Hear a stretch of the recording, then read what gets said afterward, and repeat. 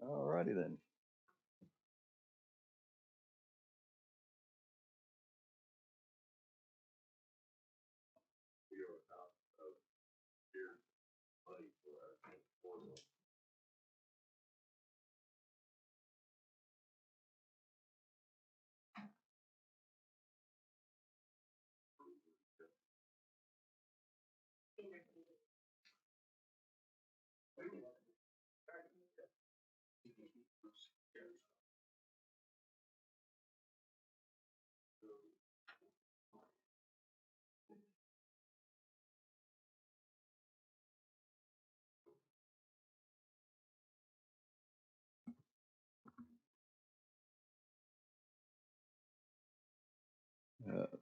Policy and governance been recessed till 10 o'clock this morning. Now seeing it's 10:05, we'll go ahead and get started. Entertain a motion to return to regular session. And second, all those in favor say aye. Aye. Welcome. I guess just to catch us up on where we're at, if Chantel, if you can give us a brief or a long explanation. Sure. Over the last few days, several drafts have been submitted to Accenture for review. Then from the last meeting that we had, we sent them edits. They did reply, and I distributed that to everybody. And there were a couple tweaks afterwards. The most recent draft was sent out yesterday late afternoon, and everyone received that copy. A couple of changes that were made was regarding the fee schedule. They also accepted most of our edits. A couple that they had comments on was the indemnification clause, a personal data clause, and those are just for your consideration to accept their feedback on those.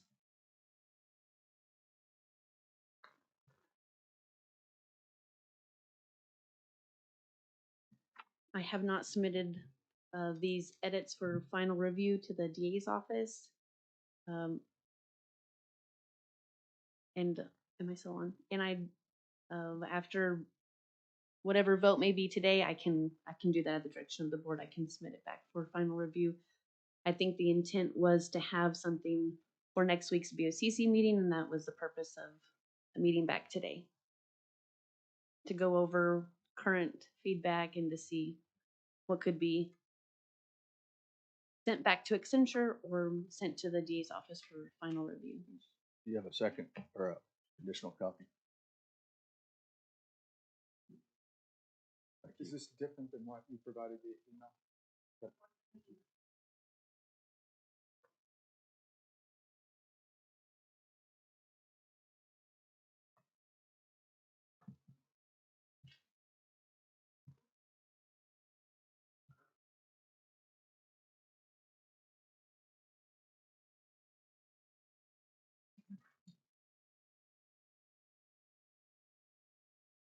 All right, you mentioned two clauses.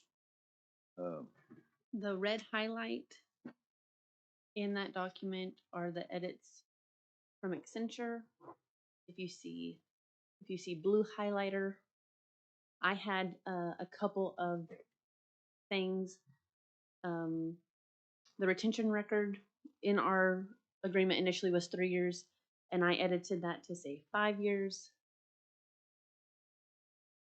I don't have that list with me of the things, but if it's blue highlight, that would be from my office, and the red is from Accenture.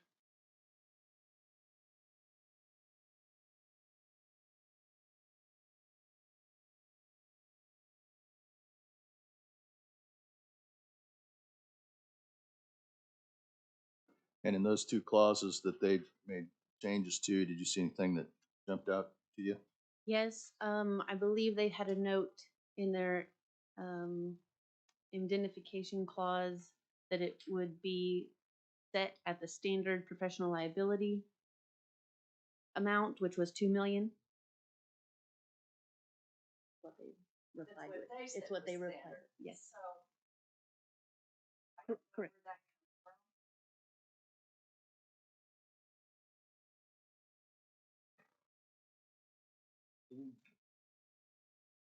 Michaela, have you heard from Miles?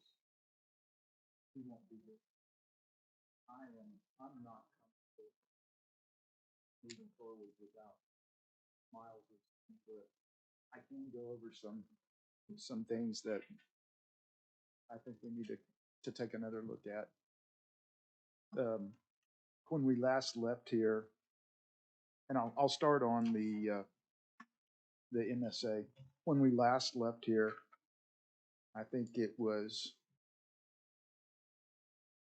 believed that the start date of the agreement would be February 1st, shooting for trying to get something to the BOCC on the 7th. I think probably my preference now would be that rather than putting a date there because we don't have everything lined out yet, that the language would be changed to upon signature of both parties as an effective date. And that would need to be reflected in the statement of work as well.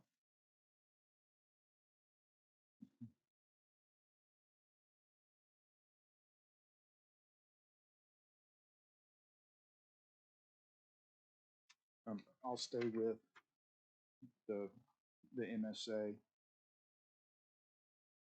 With regard to the 6.5 language, while I appreciate Accenture trying to indemnify the county, they're really limiting what they would be willing to do. Perhaps as a workaround, they could explore the possibility of an additional insurance policy similar to what we had done with Oklahoma County Home Finance Authority, where they took out a policy, I believe it was to the amount of funds transferred in order to cover any expenses that the county might be held liable for were outside permissible uses. I think that, if I'm not mistaken, became part of our agreement with them, part of their administrative cost. So perhaps we could look at something that in addition to the $2 million or in lieu of the $2 million.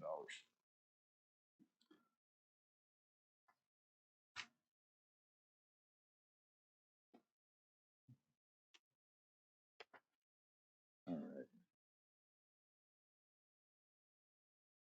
On the exhibits attached to the MSA, Chantel, Exhibit A, Yeah. we had a cost increase from $990,000 to $1,065,000. Now, I want to make sure, first of all, just in terms of whatever number is contemplated under this agreement, that amount is only until the end of the FY, correct? Correct. Okay. The agreement, I'm going to kind of bounce around, and I'm sorry. The agreement contemplates that the parties could enter into additional agreements for up to a 3-year period. Yes. In a lot of our agreements where there's that contemplation, we have language limiting increases. I did not notice that in this agreement. Is that something? That wasn't identified in the RFP, any increase for succeeding years. I did have a conversation with Accenture to better understand their fee at the very beginning of contract drafts. And their intention is to have a conversation with the county to see what they would like to do. I did point out that within their proposal, we requested and they provided a fee schedule, an hourly rate for their staffing, the different staffing levels and what those rates would be for their services. And to that, I was reviewing the RFP again, and that document for them to outline their fee costs for hourly rates is there. And then it mentions some other work. I'm viewing this similar to what we would do perhaps on a legal agreement with outside counsel, Yes. where it's paid upon actual billable hours. If it's the principal, that hourly rate is higher than if it's a junior lawyer, it's a little bit less, and then administrative is an hourly rate that's less than that. And Right. that, as I recall, was outlined by them. Yes. So the 198,000 contemplated is not actual hours. No, it is a lump sum monthly fee. So do we need language then that reflects its actual billables not to exceed $198,000 per month? That is something that I actually, or not recommended, but that I asked if they would be able to do or to consider. And they said that yes. My hope, we didn't start with a maximum dollar amount, so that was what started the conversation with Accenture. And I said, we need to make sure a maximum dollar amount is stipulated and how we bill upon that. They said they're open to doing So that. theoretically, one would think on the front end where they're very actively engaged, we may approach that $198,000 amount, but we would actually have invoices indicating A, B, and C performed X amount of hours. We Right. did X, Y, and Z to defend that cost. Right. As opposed to now, to me, it reads more like a $198,000 a month retainer. Right. I think they're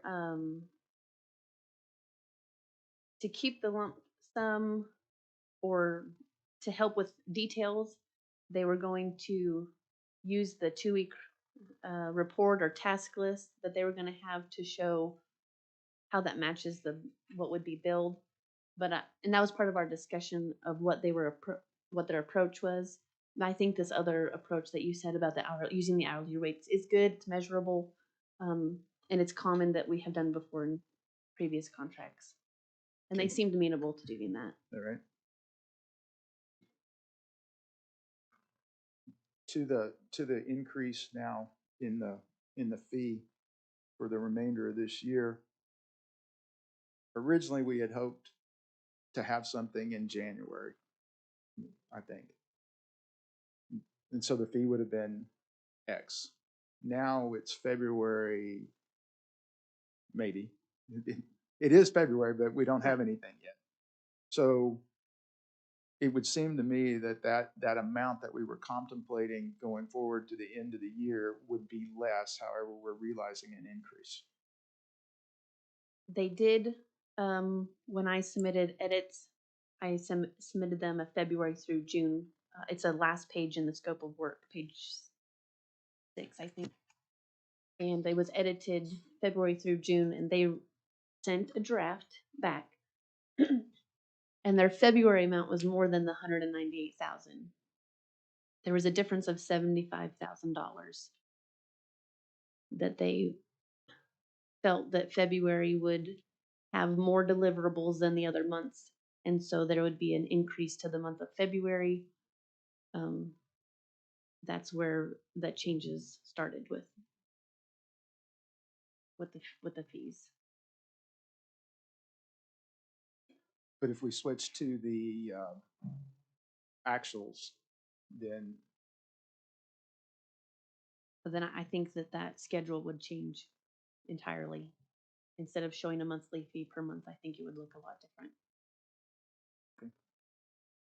I'm not sure what the billable amounts per month would be. Of course, it would have to be based upon actuals.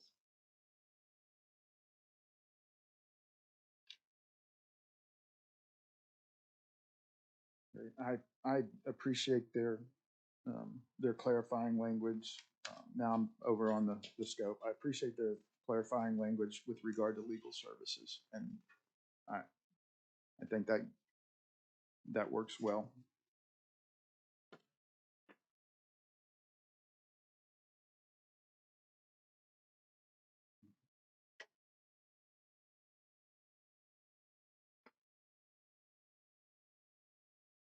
Chantel, I just have a question. Can I ask a question?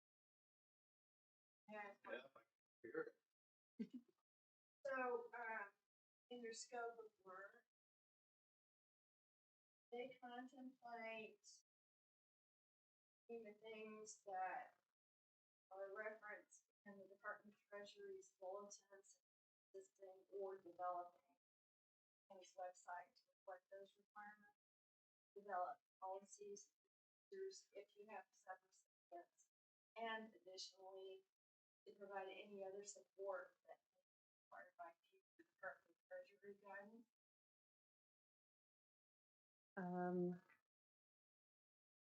I think I can go back, going back to the presentation of what they gave to the board, it is their intent to help with all compliance requirements. That needs to be in the scope. Okay, I'm gonna recommend that.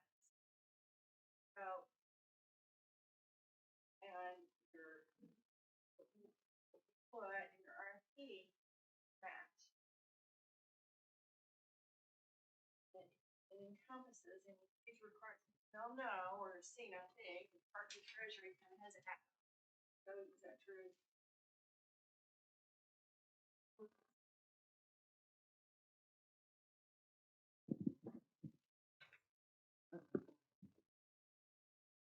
Joe, did you experience Department of Treasury having add-ons after the fact, additional requirements? The rules are fine. My understanding. Statutory division. Oh, sorry, Gretchen. Since the rules are final, my understanding is, and I've not worked in the federal legislative area, but my understanding is it would take an act of Congress and signature by the president to alter the act, which would then No, I necessitate. understand the act. I'm talking about the Department of Treasury's guidance rules. Right. I don't anticipate those changing since they're final and they've been published in the CFR unless Congress and the president act to modify. Because what I recall last go around was, every month or so, you got a new set of rules and guidance. Right. They may continue to issue answers to federal frequently asked questions, but again, I'm not totally familiar with the federal process, but since it's published in the CFR, I don't anticipate additional. Just note plan wants his website updated, wants written policies and procedures for potential subrecipients. If that ends up being okay. I'm just noting that there may be additional things that the county's gonna find itself needing. And I wanna make sure they're encompassed in this contract. Gretchen, I think you're exactly right, that we Okay. should come back and include those Okay, just a into concern. the scope of work, where I think we could make the argument that it's included in the current Right. scope. I think you're exactly right, outlining with additional details. And a catch-all. Right, And yeah. a catch-all. Chantel, I need to sorry, Mike. confirm. My understanding was 1st of April was the final. Where did that date come from? April 1st is the final date per the guidelines issued and adopted. That is correct. The final guidelines. Right now, you can operate under the interim rules. However, an entity can elect to go ahead and begin to operate under the April 1 rules as well. So basically what Treasury said was, if you're doing something that is permissible and allowable under the interim rules, generally that will be permissible and allowable under the permanent rules under certain, with some additional details necessary and some things limited. So. And then. Well, you sounded federal there. That's tongue in cheek for those not watching. Yeah, it's a bad habit of mine actually reading some of this stuff. So, and this is not my final, I'm just telling you what I noticed. Okay. Very cursory look at is the Exhibit A, general terms and conditions is the county's work. That's our grant. It's not provided by the state. And, we've been using this type of language whenever we're receiving federal funds, to meet the federal procurement laws. And so, I don't know if Exhibit A, the document, the master services agreement needs to reflect Exhibit A as a part and parcel of the agreement. And additionally, I think there's some conflicting language. For instance, on page 10 of 19, it's really the first page of Exhibit A. It requires the consultant to identify and hold harmless the county from all claims and all liability. The following page has the requirement of professional liability insurance. So we really shouldn't have people. And I'm not sure, but Exhibit A usually tailor this to whichever governmental entity is funding. Sometimes it's FEMA, of course it's not. We want to make sure that we listed the agency and not the Department of Treasury. Gretchen, to make sure I'm tracking with you correctly, what you were just referencing, is that the paragraph that begins that prior to beginning the work, he and his subcontractors shall obtain and furnish current copies of certificates to the county, and it's the work comp, the professional liability. Is that what you were? It's right in the report. Okay, all right. And then the indemnification clause is the prior page.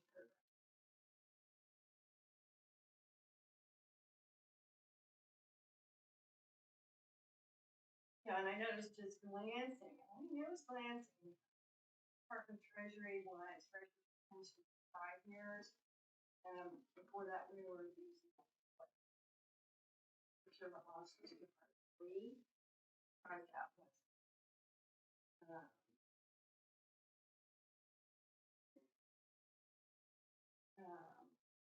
Just some highlights there. I mean, really good.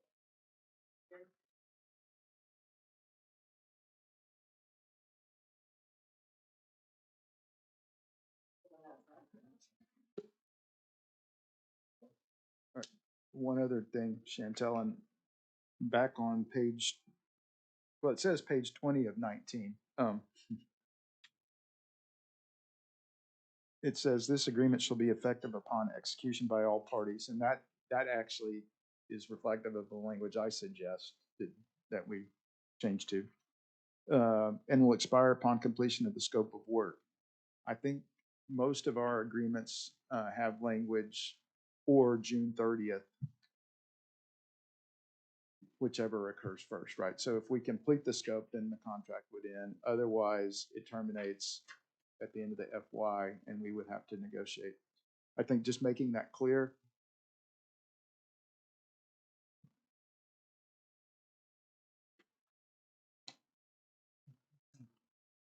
What are you, 19? What is it? Well, on the one I printed out, it's.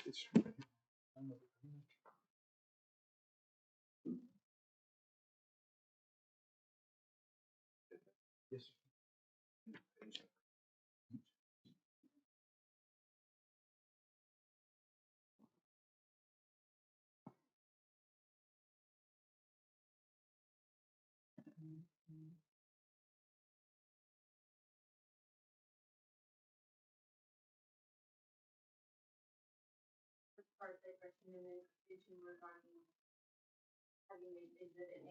Part 2, the agreement, the very first paragraph of the MSA addresses that. And it talks about the order of which document would take precedence over the other, and it mentions the MSA Exhibit A and also the scope of work. And if I remember correctly, I believe the order would be, if any conflict, the MSA would take precedence over the Exhibit A, and that the scope of work would take precedence over the others. I don't have it in front of me, but it's that very first paragraph of the Yeah, it MSA. says in the event of inconsistency consistency between the SOW and the agreement the SOW shall govern. It's a little different than what I have read before, just bringing that to your attention. I don't think it sits well. Our standard, typically it's the agreement that governs. Yes. And I believe it'd be preference that the Exhibit A would take precedence over the county agreement, in terms and conditions would take precedence. Yeah, Hopefully, we would catch all inconsistencies from the beginning. Right. right, but in the That's the event, goal. it's not, or it's not clear, then the agreement and the attachment there too would prevail over the SOW. Yeah, that's.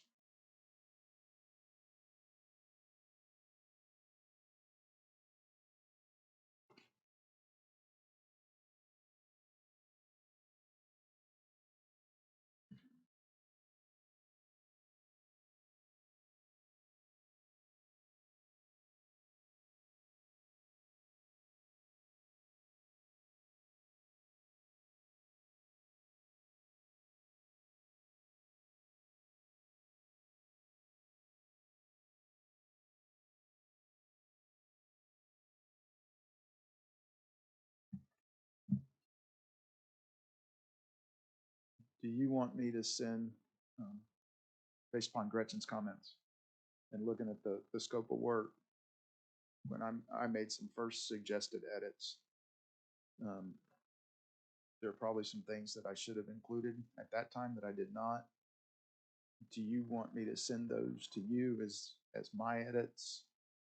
How do you want to do that? I have the Word document of the RFP that has all those tasks.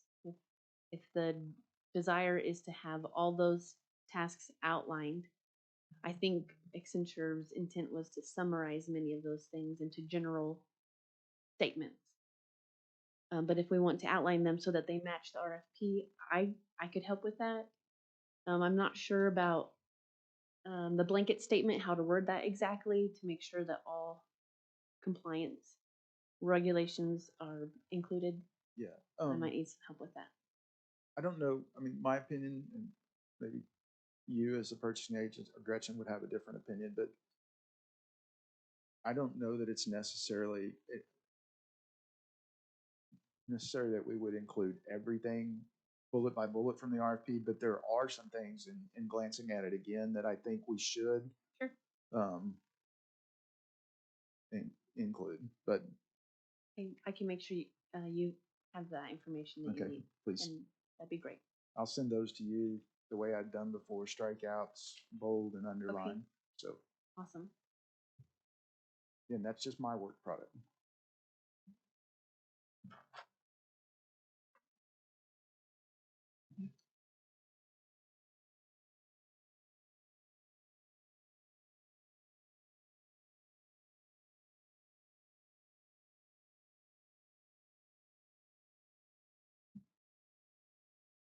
Any other thoughts?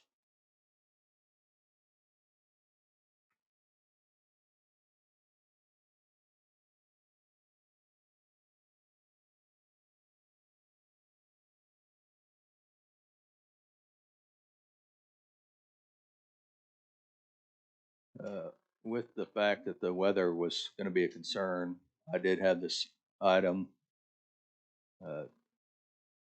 agenda item for BOCC, just in case there's need for the commissioners to review any of the things we got to. If we are open at 9 or before 9 Friday, I would just say any changes we made today or can confirm with them that most recent document be included in that for discussion. And then at the point where we need to, clearly I'm seeing where they're going to send it back to us, but I just, in hopes of having a finished document, they'd have that available for them. Well, Gretchen, will you have time to review a document? No. Michael, I appreciate you putting it on though. We could always recess. I mean, you can put it, I would think, action includes amendments. So possibly put what we have on, knowing that Gretchen hasn't reviewed it, won't have reviewed it, that Accenture probably won't have time to review and respond to some of the suggested edits. We could then basically have an amended document at another at a recess meeting. You wouldn't recommend that? Okay.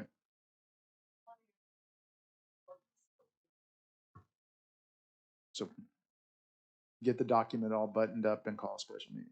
It sounds like the best option. Is that?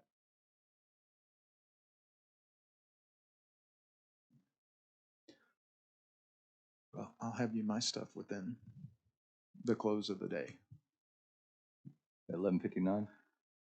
I could probably have it. Oh, okay. Something for you to do Friday.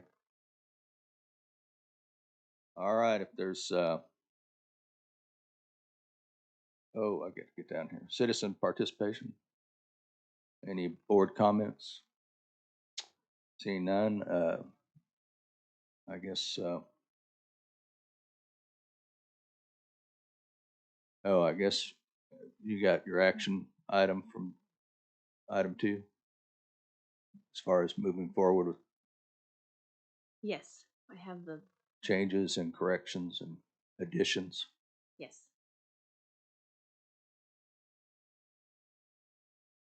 Entertain a motion to adjourn. Yes. And I'll second. All those in favor say aye. Aye. Thank you.